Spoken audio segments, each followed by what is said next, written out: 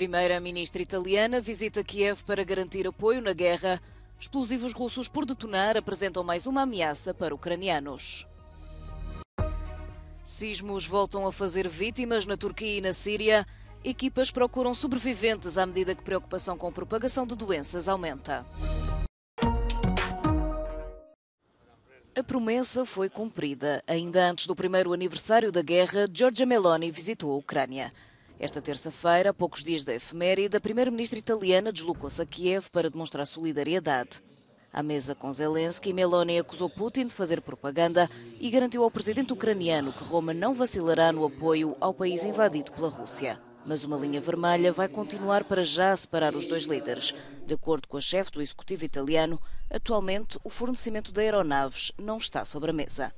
Na mesma altura em que Vladimir Putin se apresentava para o discurso do Estado da Nação, a Rússia bombardeava a cidade de Kherson, matando pelo menos 6 pessoas.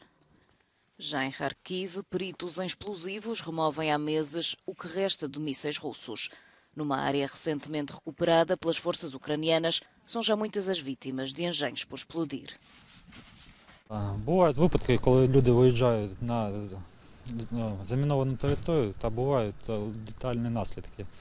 Або летальні, або вони отримують поранення, пошкодження кінцівок. O tratamento dos feridos também se encontra comprometido. De acordo com a Organização Mundial de Saúde, os bombardeamentos russos danificaram direta ou indiretamente cerca de 1.200 infraestruturas para cuidados de saúde, das quais 173 hospitais ficaram completamente destruídos. Ukraine has the capacity to regain the initiative in 2023 with sufficient and timely Western backing, assesses the Institute for the Study of War, pointing out at the US president visit. Now, the think tank says the timing of his trip to Europe clearly signals continued Western support for Ukraine following concerted Russian efforts to deter Western military aid and political support. Ukrainian officials continue to respond to statements made by unspecified US defense officials on the pace and prospects of the war as it approaches the one-year mark. Ukraine's President Volodymyr Zelensky stated that Ukraine will continue to defend Bakhmut, but not at any cost. Zelensky and Ukraine's Defense Minister Alexei Reznikov also emphasized that Ukrainian troops are continuing to prepare for counter-offensives in the near term. It has long been clear that Ukraine would not continue to defend Bakhmut at the risk of seeing large numbers of Ukrainian troops encircled in the city. So Zelensky's comment is not likely a real change in Kyiv's strategy. At the same time, the Institute for the Study of War analyzes the developments on the Russian side, saying the Russian military command has likely cut off Wagner Group head Yevgeny Prigozhin's independent access to artillery shells and heavy weaponry as part of the effort to professionalize the Russian conventional forces, leaving his troops with complete shell hunger. Now, but the think tank says Prigozhin may have misrepresented the devastating impact of the lack of artillery ammunition on Wagner to mask his true frustrations with Wagner's inability to have and operate its own artillery systems.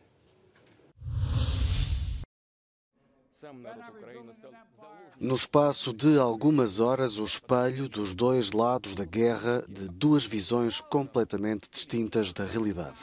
O discurso de Joe Biden em Varsóvia foi precedido do de Vladimir Putin em Moscou, onde o presidente russo sacudiu qualquer responsabilidade pelo que está a acontecer. Muito pelo contrário.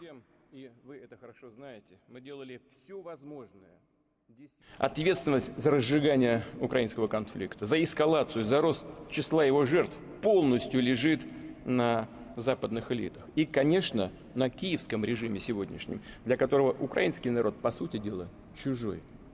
Украинский сегодняшний режим обслуживает не национальные интересы, а интересы третьих стран.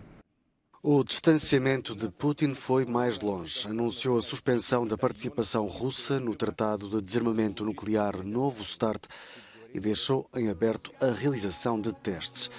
Nada que pareça abalar Biden, que, ao tom ameaçador, respondeu com um tom determinado. Autocrats only understand one word: no, no, no.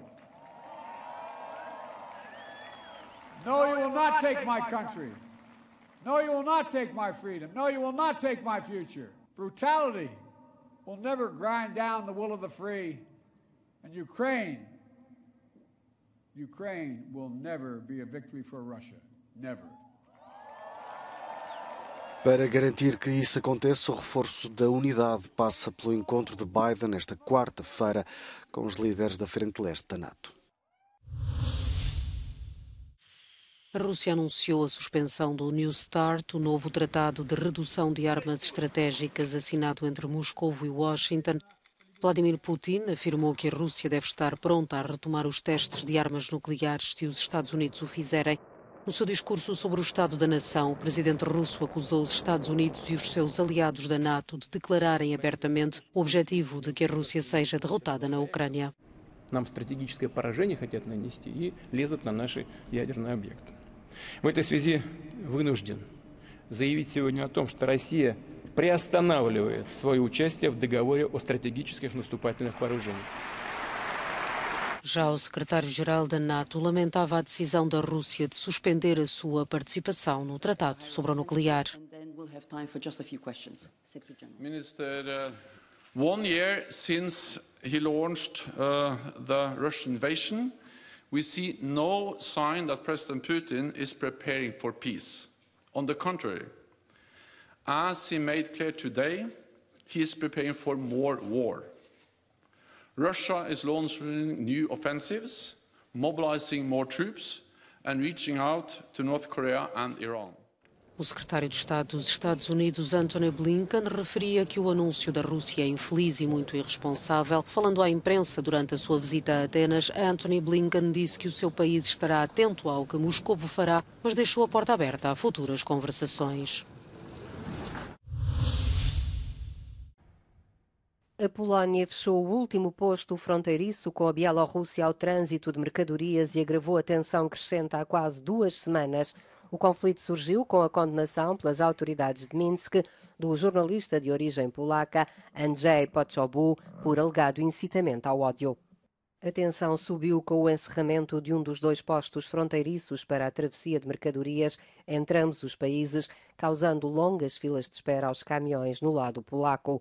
Minsk respondeu na semana passada com a proibição de entrada de caminhões registados na Polónia e a expulsão do oficial de ligação na fronteira. A Polónia fez regressar os cônsules que mantinha na cidade de Grodno, onde o jornalista foi condenado, e de Minsk. O bloqueio é só para transportes de mercadorias, os veículos ligeiros e os peões podem circular entre os 2 países, mas há quem fale em filas de cerca de 60 horas.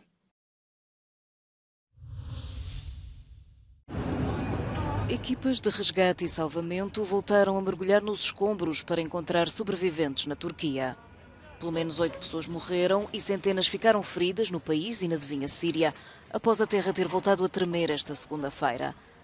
3 minutos apenas separaram os novos abalos que, de acordo com as autoridades turcas, atingiram as magnitudes de 6.4 e 5.8 na escala de Richter. Na província de Hatay, uma das mais afetadas pelos terremotos de 6 de fevereiro, já com mais de 7.000 réplicas, muitos dos edifícios gravemente danificados acabaram por ruir. Estima-se que 3 das vítimas mortais estivessem em edifícios vazios para recuperar pertences deixados há cerca de 2 semanas. O hospital de Iskenderun, na Turquia, deixou de funcionar após partes do edifício terem colapsado. Os pacientes com doenças menos graves foram retirados para uma área improvisada frente ao edifício. Pelas contas da Organização Mundial da Saúde, tanto na Turquia como na Síria, há 26 milhões de pessoas a precisar de assistência. As autoridades sanitárias temem agora a propagação de doenças entre a população, em grande parte deslocada e sem acesso a cuidados de saúde e de higiene desde há 2 semanas.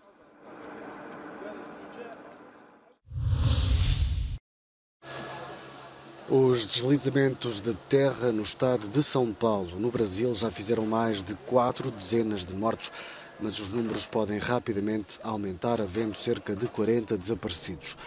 As fortes chuvas, que assolaram sobretudo a zona de São Sebastião, provocaram várias derrocadas. Os níveis de precipitação são inéditos nesta parte do país, mais de 680 milímetros de água em 24 horas. Há mais de 2.500 desalojados.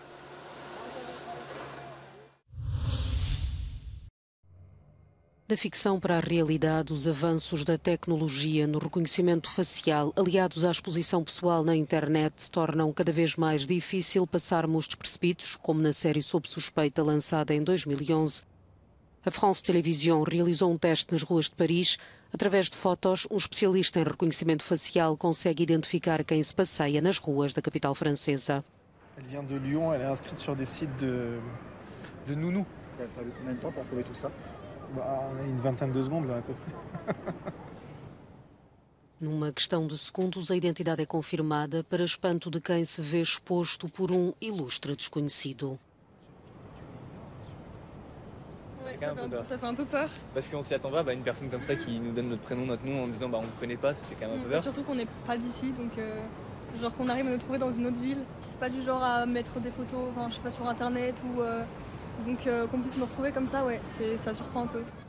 A União Europeia permite aos cidadãos exigir a remoção da sua imagem dos sítios da internet, mas é mais complicado do que parece. Si le site internet c'est un escroc ou qu'il est situé dans un paradis fiscal, ce sera difficile d'obtenir la suppression. Dans ce cas-là, vous pouvez aller voir les moteurs de recherche en leur adressant une demande de droit à l'oubli. Et dans ce cas-là, ce sont les moteurs de recherche qui procéderont à l'effacement des résultats de recherche. Apesar da controvérsia, Paris quer instalar câmaras de vigilância para, dizem as autoridades, melhorar a segurança durante os Jogos Olímpicos de 2024.